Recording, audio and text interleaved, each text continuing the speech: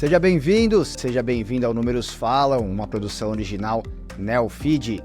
Eu sou o Márcio Croin e no programa de hoje eu converso com Carisa Cristal, CFO e diretora de Relações com Investidores da ISA-CETEP, uma das maiores empresas de transmissão de energia do setor elétrico brasileiro. Carisa, tudo bem? Olá, Márcio, tudo bem? É um prazer estar aqui com você, podendo contar um pouquinho mais da nossa história para você. Muito legal. E a dinâmica é muito simples. Eu trouxe 5 números do último balanço publicado pela ISA-CETEP para você me ajudar a desvendar cada um deles, tudo bem? Ótimo, vamos lá. E aí no final eu vou inverter. Eu vou fazer a pergunta e você vai voltar para mim com os números. Fechado? Combinado. Carisa, o primeiro número para você é o seguinte. 1 bilhão e 900 milhões de reais foi o lucro líquido da ISA-CETEP no ano de 2023. Uma expansão de 107,3% sobre o ano anterior. O que explica uma evolução tão grande no período? Márcio, esse é o resultado de um trabalho muito longo, né? Como você sabe, a transmissora é diferente do varejo, diferente da indústria. Todo o resultado nosso vem num prazo médio, aí é um planejamento de médio e longo prazo. Por exemplo, um projeto Greenfield para ficar pronto, ele demora de 4 a 5 anos. Então, quando a gente fala que vê o resultado da companhia crescendo, é um planejamento que vem aí de algum tempo. O ano de 2023, em especial, teve alguns fatores. Primeiro, foi a entrada em operação de 2 novos projetos da companhia. 2 projetos Greenfield no ano de 23. E também a gente entregou 65 projetos de reforços e melhorias. Bastante, hein? Muitos reforços e melhorias. A gente tem tido um volume bem grande de projetos de reforços e melhorias. Mas a atualização, a nossa receita, né, a receita anual permitida, também tem a atualização de inflação todos os anos. Então, isso também contribuiu. Outro fator bem importante nesse ano foi a retomada do RBSE. Acho que só para ajudar e lembrar todo mundo o que é o RBSE, né? Lá em 2012, um grande número de concessões, acho que umas 5, mais ou menos, ou um pouquinho mais, tiveram uma renovação da concessão. Então, todas aquelas concessões velhas de transmissão que estavam vencendo foram renovadas. Nessa renovação, as concessões tiveram direito a um valor a receber pelos ativos, ou seja, pelos investimentos não depreciados, não amortizados até aquele momento. Esse direito a receber a gente carinhosamente chama de RBSE, e esse RBSE ele demorou um tempo para ser recebido, né? Nós estamos agora em 2023, eu estou falando que a renovação foi lá em 2012. 11 anos depois. Esse tempo demora por quê? Teve um tempo de apuração da própria ANEEL, de valores. Então, a gente começou a receber a parte que a gente chama de econômico, a gente começou a receber em 2017, e a parte do financeiro, a parcela do financeiro, o componente financeiro, em 2020. Certo. Em 2020, a gente começa a receber, e em 2021, tinha um acréscimo de atualização para ser recebido desse componente financeiro, que é um tema que ficou um pouco em discussão. Esse acréscimo, quando foi definido, o governo olhou, era bem em plena pandemia, e falou assim, olha, esse é um momento que o consumidor não é um momento de exigir mais do consumidor. Então, ele decidiu fazer o que ele chamou de reperfilamento. Ele postergou por 24 meses uma parcela desses valores do RBSE. E eles foram retomados agora a partir de julho de 23. Então, quando a gente compara o ano de 22 com 23, esse valor teve um acréscimo importante de aproximadamente 600 milhões. Então, isso também contribuiu. Um fator que eu gosto de destacar que contribui também para a melhora do resultado é o resultado financeiro da companhia. Ele ficou estável. Ainda que a dívida tenha crescido, a gente tem feito uma boa gestão. Boa parte da nossa dívida está indexada a IPCA, de que um ano para o outro teve uma redução. Sim. Além do que, a gente alongou os prazos da dívida. Então, isso também contribuiu. Um fator que ligou foi diretamente no resultado, que foi no lucro líquido, foi que a gente maximizou o pagamento de JCP. A companhia paga proventos e a gente tenta ao máximo pagar em JCP. No ano passado... Por uma questão tributária. Por uma questão tributária. O ano passado, a companhia pagou 700 milhões em JCP como proventos para os acionistas. Esse ano, a gente pagou 1.400 em JCP para os acionistas. Isso traz uma redução significativa para o imposto de renda, que é repassado para os nossos acionistas automaticamente, mas que também tem um impacto direto no resultado da companhia, ajudando aí para esse 1.900. E, na verdade, o JCP é uma escolha que vocês fazem de ano a ano, né? Não dá para falar que a partir, né, de 2023 será só por JCP, né? Ao contrário, né? Não dá para falar, a gente tem que esperar um pouquinho o resultado do ano e olhar, né? Lembrando que o JCP é um tema que, na reforma tributária, é um tema que tem sido muito discutido e a gente não sabe como vai acontecer para o ano de 2024. A companhia, nos últimos anos, tem sempre priorizado os pagamentos por JCP, que ajuda, que melhora o resultado da companhia e além do que maximiza aí a geração de valor para o acionista. O que o investidor tem que entender do ano de 2023 é que tem muita coisa extraordinária e não dá para exigir isso em 2024? Eu diria que tem alguns pontos que permanecem, né? Então, vamos falar. Em 2024, a gente vai ter sempre projetos novos entrando. Então, a gente tem mais previsão de projetos para entrar em operação. E quando eles entram em operação, gera uma receita. A gente também tem ainda o RBSE se mantém, né? Então, o reperfilamento acaba e o RBSE está previsto para ir até julho de 28. Então, esse é um valor que se mantém até 28. E o JCP, na medida do possível, a companhia sempre prioriza. Então, acho que esperar que o resultado da companhia se mantenha num nível alto é razoável. O segundo número para você, 1 bilhão e 200 milhões de reais, foi investimento em projetos de reforços e melhorias para melhorar o parque instalado em 2023. Um recorde para a companhia. Esse é o novo nível da empresa? Sim, a gente pode dizer que esse é o novo nível da empresa. A empresa, no passado, tinha um investimento muito mais tímido em reforços e melhorias. Se a gente olhar uns 3, 4 anos atrás, era ao redor de 200, 300 milhões. O que a companhia tem feito, né? A companhia tem olhado para o reforço e melhoria de forma diferente, até porque, como a gente represou durante um tempo isso, a gente tem bastante investimento para fazer. Eu queria destacar aqui que reforços e melhorias é uma particularidade que poucos contratos têm. Como eu disse antes, a gente tem um contrato renovado, que é mais ou menos 5 players do setor que têm contratos renovados, que são basicamente as remanescentes estatais. Nesses contratos renovados, os reforços e melhorias têm direito a uma receita adicional, que não é todo contrato que tem. Os contratos licitados novos, por exemplo, não têm isso. Então, esse é um diferencial, principalmente para uma empresa como a CETEP, que fica numa região que é o maior centro econômico do país e sempre requer novos investimentos na linha. Isso traz para a gente uma capacidade de fazer mais investimentos e uma demanda da própria ANEEL. A ANEEL já demandou para a companhia 5 bi para fazer de investimentos em reforços e melhorias nos próximos 5 anos. Então, que garantem aí essa ordem de 1 bi, ao redor de 1 bi por ano, como a gente viu agora no ano de 23. Perfeito, perfeito. E esse é um investimento que, para nós, além de ser uma particularidade da companhia, é uma particularidade que a gente gosta muito, porque como ela não tem concorrência, diferente de uma listada, ela tem uma rentabilidade muito diferenciada. Quando você fala reforço e melhoria, não é um problema que surgiu pontual numa linha, por exemplo. São trocas mesmo que você faz para novas tecnologias, novo maquinário, etc., naquele ambiente para ficar mais... para você extrair melhor aquela energia ou levar melhor a energia entre as linhas. Seria isso? Então, vou separar um pouquinho, né? Reforços são uma ampliação da capacidade, que deixam as linhas mais robustas, e as melhorias são troca de equipamentos que estão desgastados ou que estão na fase avançada de depreciação ou que eventualmente até apresentaram um problema operacional. Então, essas são as linhas. Mas os dois garantem uma remuneração para a companhia. Perfeito. Então, a gente tem esses dois temas aí na reforços e melhorias. Esse 1 bilhão e 200 milhões é só para reforços e melhorias. O CAPEX total é de 2 bilhões? 2 bi, isso. O CAPEX total da companhia no ano de 23 foi de 2 bi o investimento em CAPEX total. Esses 800 milhões foram no quê? Esses 800 milhões são projetos Greenfield, projetos que foram licitados e que eles têm um prazo longo de execução, como eu comentei, né? Demora de 4 a 5 anos para eles ficarem prontos. Então, esse investimento de 800 milhões são nesses projetos. A gente hoje tem 7 projetos em andamentos que vão ser entregues até o ano de 2028. 28. Entra algum esse ano de 2024? A gente tem um projeto ainda que entra no ano de 2024. Então, eles estão aí de forma... gradativa, eles vão entrando, né, para o investidor até entender, né? Muito bem. Terceiro número para você, Cariza. 12,8 pontos percentuais foi a expansão do ROI da ISA-CETEP em 2023, para 25,8%. Bastante. A empresa atingiu um nível de retorno sobre o patrimônio desejado? Sim, eu acho que esse é um patamar agradável, que a companhia gosta muito. O que a gente pode ver aqui é que, como eu comentei antes, a receita desse ano teve alguns assuntos que são muito específicos. Então, que contribuem para esse incremento do ROI. A gente teve, lógico, na receita operacional do dia a dia da companhia, um aumento de 7%, que é um aumento importante. Mas o RBSE, como a gente comentava, ele foi muito relevante. Um componente alto de 600 milhões.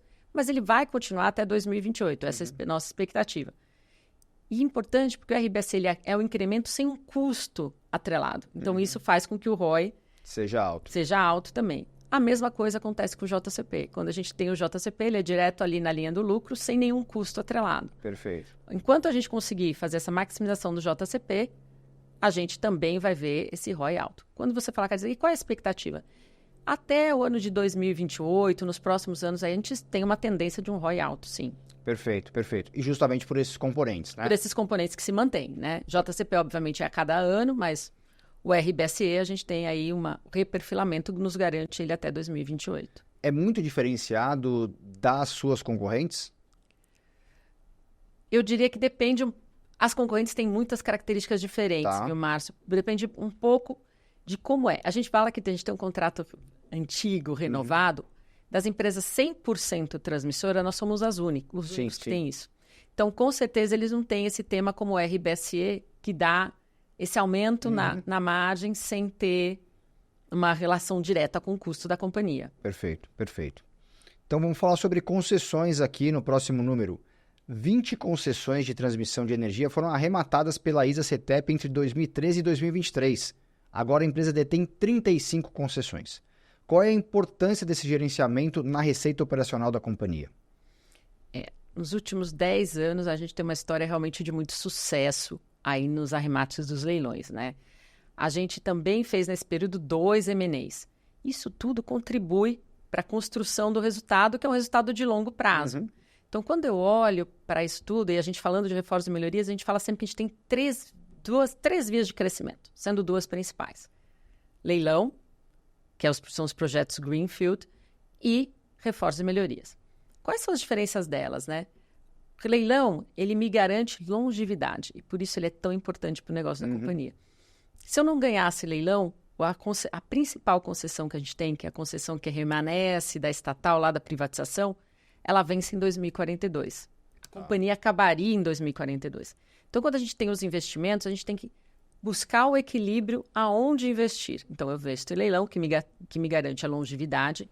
E todos esses projetos que a gente ganhou, eles estão, hoje, a gente busca e persegue muito a rentabilidade. A gente não tem uma obrigação ou um compromisso de market share.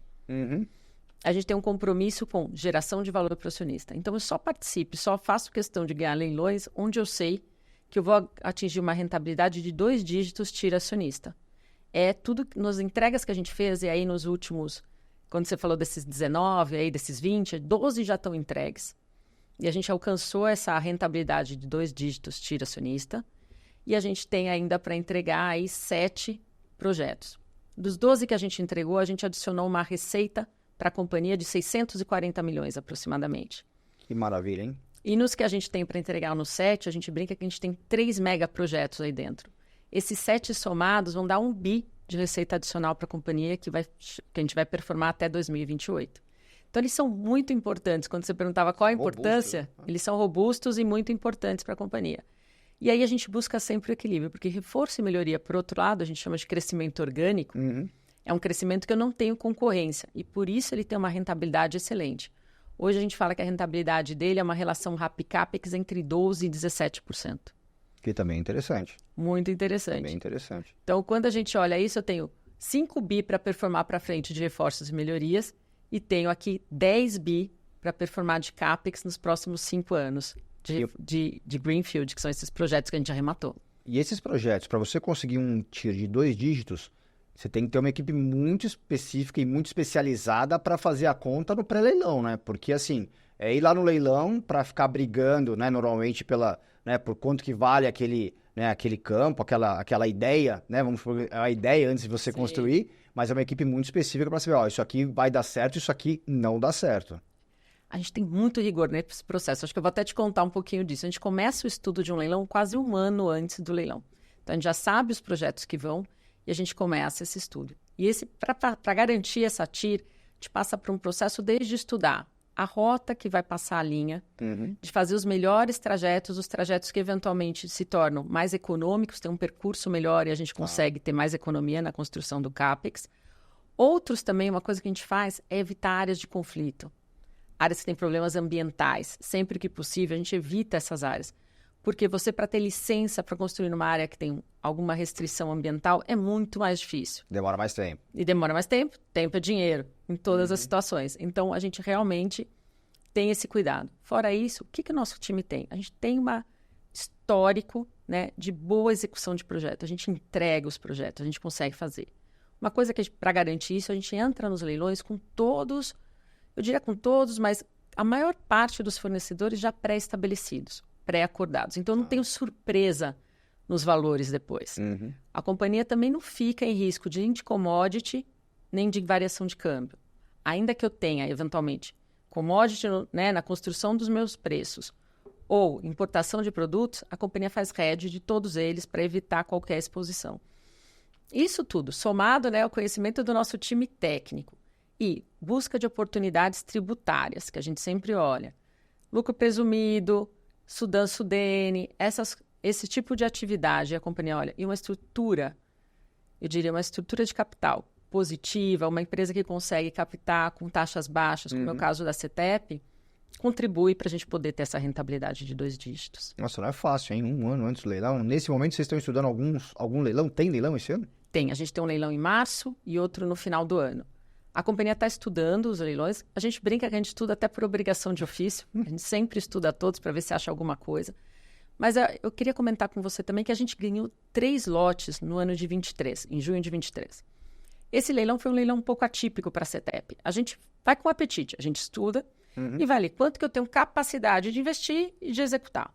A companhia foi ali com com um apetite para ganhar um lote grande e um menor. Falou, saímos satisfeitos. Durante o processo, até o final do leilão, a gente realmente ganhou um lote grande e um menor, o lote 9, o lote 7. Num dado momento, um dos participantes do leilão aí, ele não foi qualificado. E a gente era o segundo colocado de um lote grande. Dessa forma, a gente teve ou foi honrar, né? Mas foi ofertado para a companhia. Mas antes da companhia aceitar, a gente fez um trabalho bem intenso. A gente voltou para dentro de casa, olhou a nossa capacidade de execução. Claro. Olhou a capacidade financeira da companhia para fazer frente, não podemos ser irresponsáveis nessa hora com o dinheiro do acionista.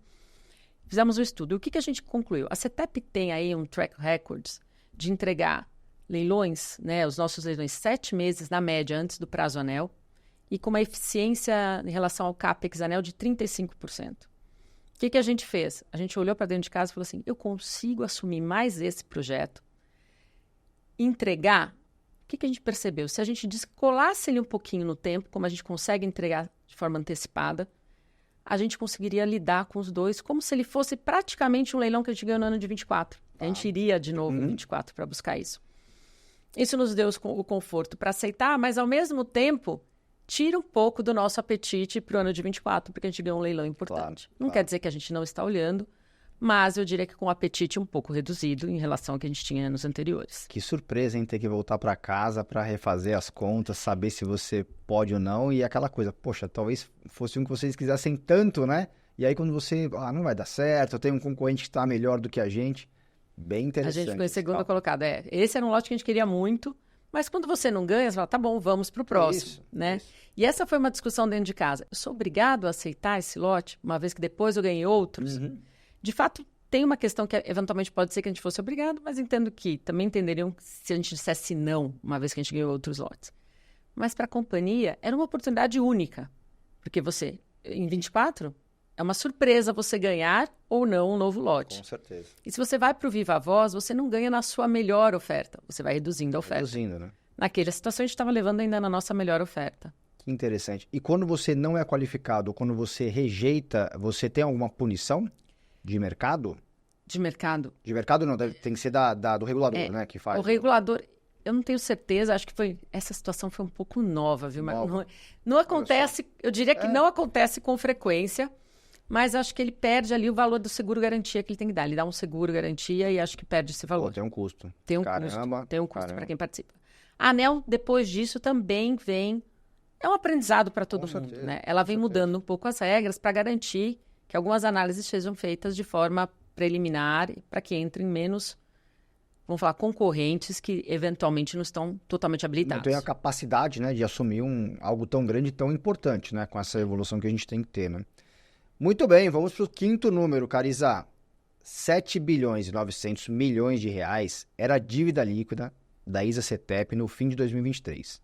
Mesmo com um valor tão alto, o índice de alavancagem é de 2,39 vezes a relação dívida líquida sobre EBITDA. Esses números são confortáveis ou vocês buscam novos ajustes neste ano? Eu vou colocar aqui em perspectiva, né? A gente entende que a companhia está numa situação muito confortável.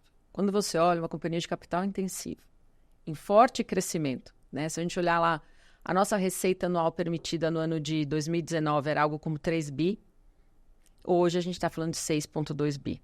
Então, a companhia cresceu muito. E aí, quando eu olho isso, a gente olha e fala assim, comparando a tudo que a companhia tem, acho que é bom trazer outros números da companhia aqui. Com certeza. A companhia hoje tem um ativo na ordem de 20 bilhões. O RBSE, que é aquele direito que a gente tem a receber ainda, são 11 bi para frente para receber. Então, a companhia tem muita coisa ainda para entregar e muito dinheiro para performar em frente a tudo isso. Então, quando a gente olha tudo isso, a gente vê que essa é uma situação bem tranquila. Eu gosto de destacar também que o que significa, né, uma alavancagem hoje. É uma alavancagem de 2,39, que é o que a gente fechou agora no fim do ano.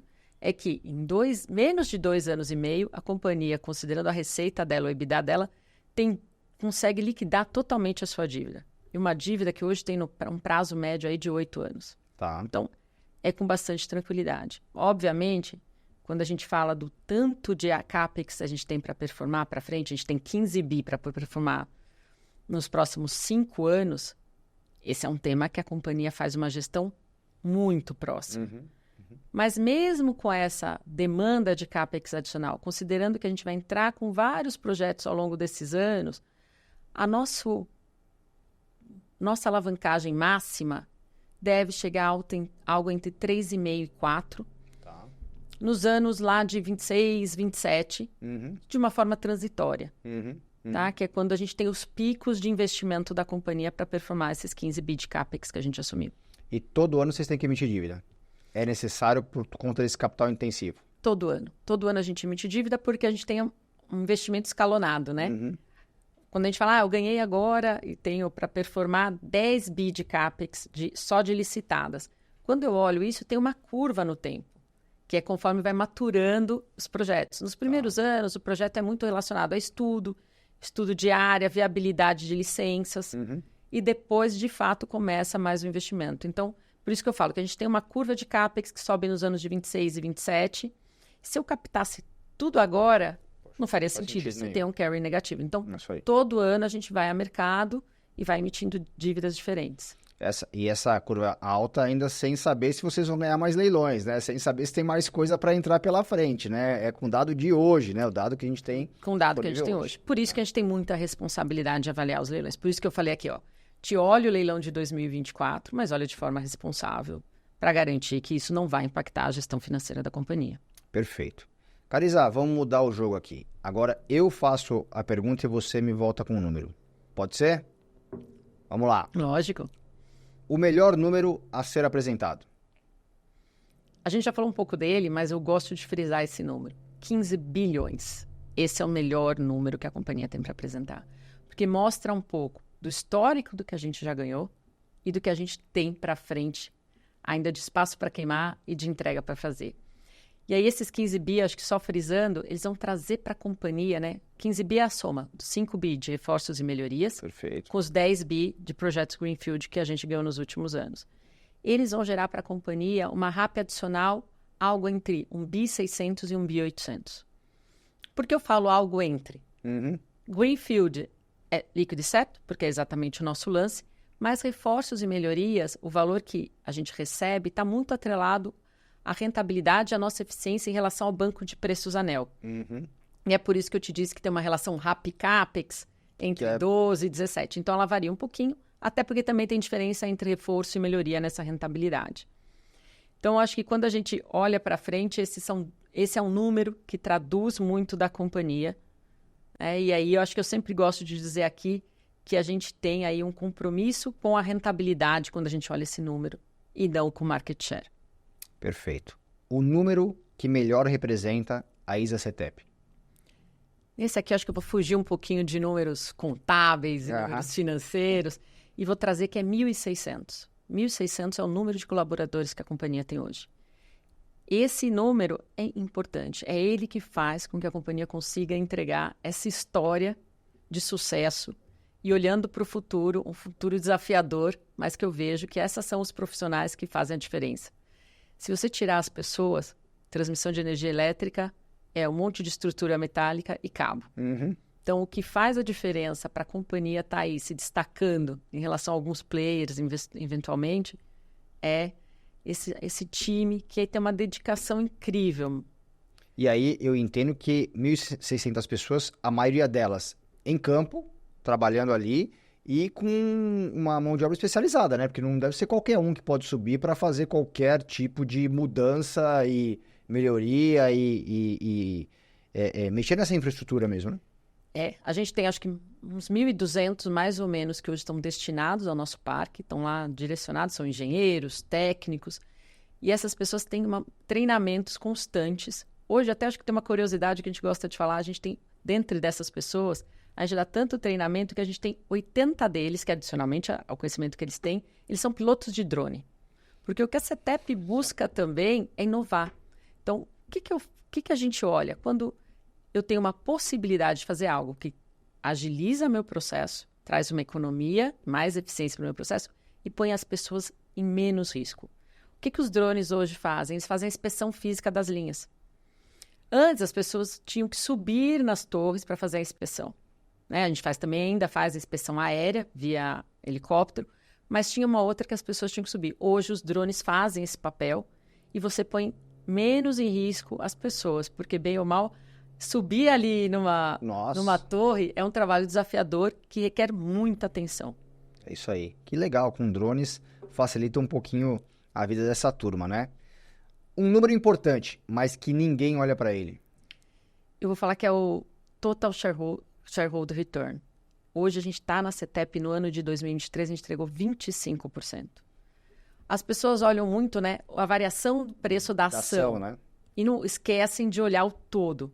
A companhia teve esse ano de 23, a ação da CETEP valorizou 15%. Aliás, a ação da CETEP tem uma particularidade, né? TRLP4, é isso? TRPL4. TRPL4, né? Quem estiver vendo vai, quem é a CETEP? TRPL4. TRPL4, As pessoas hoje, os nomes são diferentes, né? O ticker ainda guarda o nome antigo da companhia, que é Transmissão Paulista, e aí por isso ficou remanescendo o TRPL4. E a gente adota o nome de ISA-CETEP, que tem a ver também com o nosso controlador, a ISA, né? E aí a sigla do Companhia de Transmissão Paulista. E aí, quando a gente soma isso, os 15% aos proventos que a companhia pagou esse ano, que foi 1.400 bi, como eu já comentei, mas que deram em média de 2,2 reais por ação, a gente vai num retorno, numa rentabilidade do ano para o acionista de 25%. Que é bastante. Que é muito significativa. E se a gente olhar aí os 10 últimos anos da companhia, né, então a gente pagou ao todo mais de R$17 por ação da companhia nesses 10 anos. E a média aí, eu acho que eu diria, a média anual de rentabilidade da CETEP nesse histórico aí de 10 anos é de 18%, mais ou menos. É uma rentabilidade muito boa, muito acima de IPCA, CDI do período e muito acima até de alguns pares do período, se você olhar. O investidor não vai ficar triste não com uma ação dessa na carteira. Quer dizer, ficou porque se não tivesse na carteira vai ter que recuperar agora, né? Cariza, o número que não sai da sua cabeça. Um número que não sai da minha cabeça, 75%. 75% é o payout que a gente tem de compromisso com os nossos acionistas. A gente faz um payout com base no resultado regulatório, que é o resultado que a gente tem falado aqui, e acho que isso é mais uma coisa importante para comentar. Transmissão tem uma particularidade. Tem o resultado IFRS, que é aquele que está divulgado na CVM, e tem o resultado regulatório, que é o resultado que muitas vezes os acionistas acompanham, os investidores, os analistas de mercado acompanham, que é o que a gente está falando aqui também. Porque ele é uma proxy muito mais próxima do caixa. Tá. E é por esse motivo, para ter certeza que a companhia não está pagando dividendos sobre um lucro que ainda não foi realizado, a companhia toma como base, como métrica para fazer os pagamentos, o lucro líquido regulatório. E a gente tem um compromisso de pagar 75% do lucro líquido regulatório. E aí eu vou falar que aqui tem um desafio, Márcio. Por quê?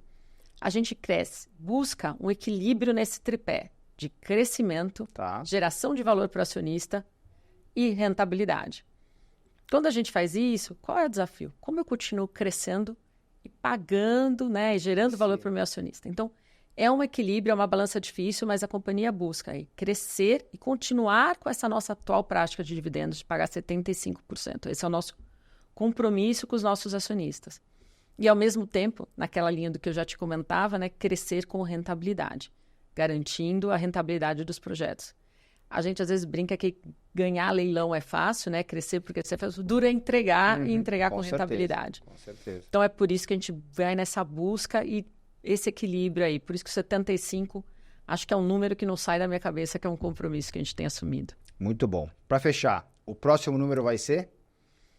O próximo número vai ser 2028. O ano de 2028. Por que eu falo do ano de 2028? Porque ele é o ano que muitas coisas vão se materializar. Quando eu comentava aqui, eu tenho 15 bi de investimento para fazer. Esses 15 bi, eles finalizam até 2028.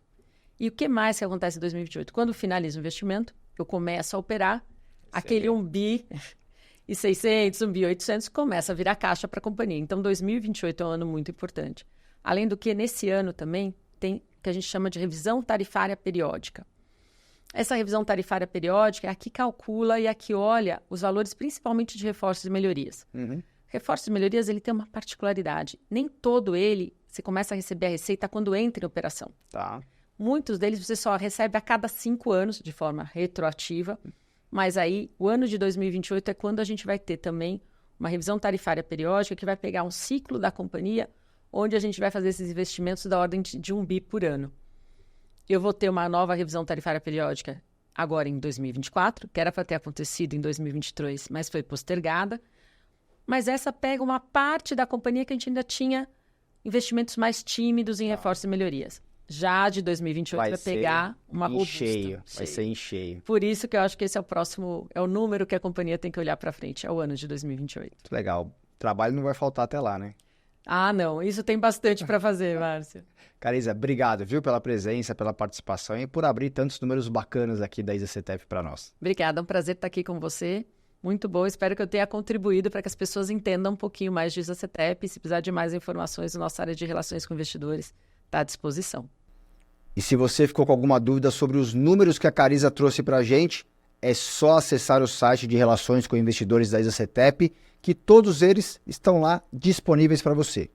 E obrigado, obviamente, você que chegou até aqui, acompanhou por áudio, por vídeo, essa nossa entrevista. Espero que você tenha entendido um pouco mais sobre a ISA-CETEP. E, se você não segue o Neofeed nas redes sociais, pode ir na sua preferida. Estamos em todas. Obrigado e até a próxima.